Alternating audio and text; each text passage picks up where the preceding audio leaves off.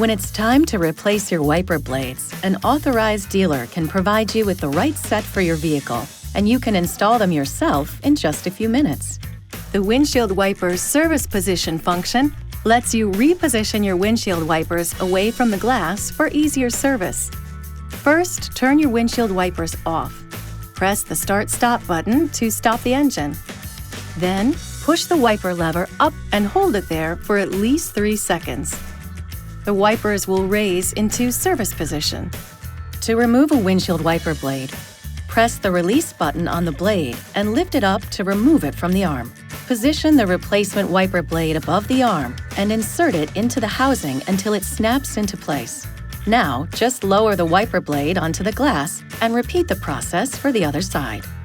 To deactivate the function, cycle the ignition on.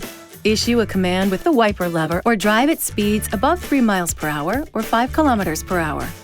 This video is not intended to take the place of your owner's manual. For complete details and other important safety information, please see your owner's information.